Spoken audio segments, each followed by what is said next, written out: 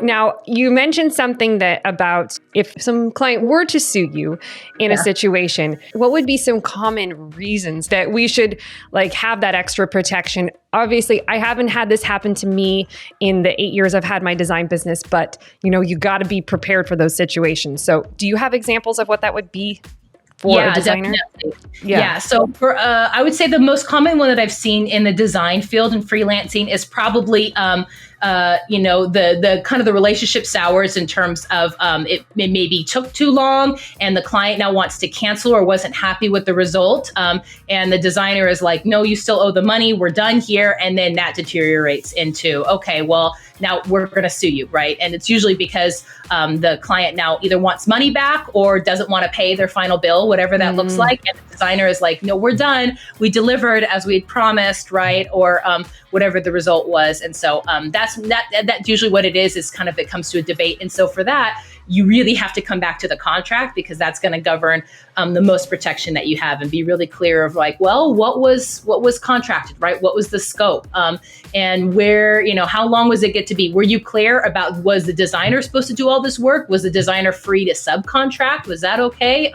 What was the timeline? Were they delayed or late on doing things? Was the client delayed and late? And if so, is that not the designer's fault? And that's why it went over time, right? And so, they missed a launch period and they're really mad about that of like, oh, we were supposed to have the site ready for this big sale and we weren't. And now we're really mad about that. Well, it's like the designer, of course, is going to come. Yeah, well, you didn't get me what I needed to. I'm a very expensive content creator and we didn't agree for me to be having to, write everything from scratch. You were supposed to provide me with the files. And that's generally where kind of the breakdown happens, as I've seen. And so, there's also sometimes some things about, use of IP, right? But that's, I would say, more rare in terms of like, oh, you used a design that you weren't supposed to, or the rights belong to someone else, or it was copied, right? I've seen some of that.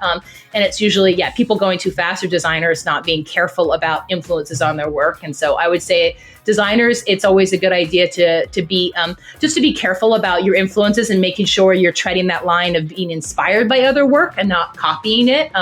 I always recommend that anyone in the creative field try to go wide for your influences and not stay too narrowed in your niche, right? And so if you find yourself consuming too much of exactly what you're creating of content, close Google image search down, close Pinterest down, right?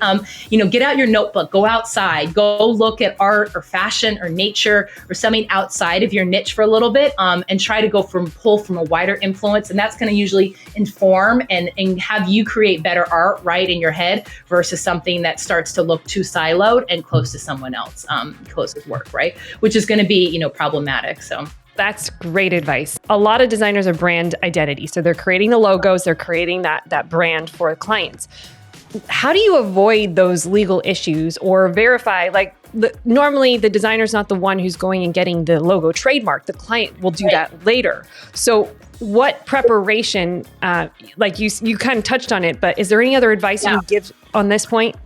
Yeah, I would say I think a two-prong approach. One is I would make sure that in your contract, you have clarified that you don't give legal advice and you're not doing a trademark search, right? And that that's not part of your package. And that if something comes back as not being available to use, they don't get another freebie version. You don't have to redo everything.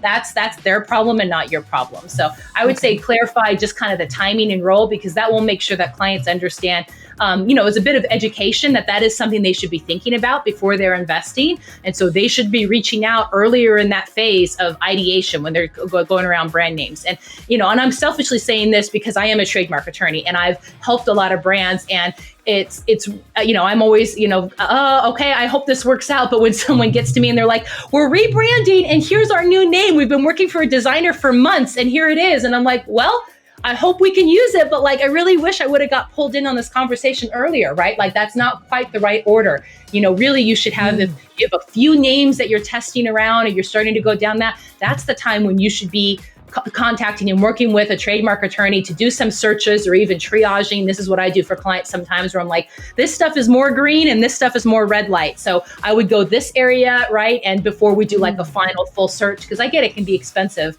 to be running full searches on everything. So just know that maybe some of that education you can do to your client and as that process, right? To avoid, because they're going to be frustrated, even though it's not your fault at all, if they have to redo everything. So, and then the second piece is kind of close to that, is there a value add that you can add in that process to be able to recommend, hey, if you don't have anyone you're working with, I actually have an attorney I recommend, or here's something you can do, or even you yourself try to at least do an initial trademark search and learn how to use that database to just do knockout searches. And again, this is not to say that like you should hold that out as like a legal comprehensive search, because it's incredibly difficult to do, even for seasoned attorneys like myself. And I've filed more than 300 trademarks, but I tell clients still, this is an art rather than a science, because I'm trying to guess how another human attorney on the other side at the trademark office is going to see is something being too close and what's problematic. And the only reason I'm better at doing that than other people is because I've argued and litigated these cases, right? And understand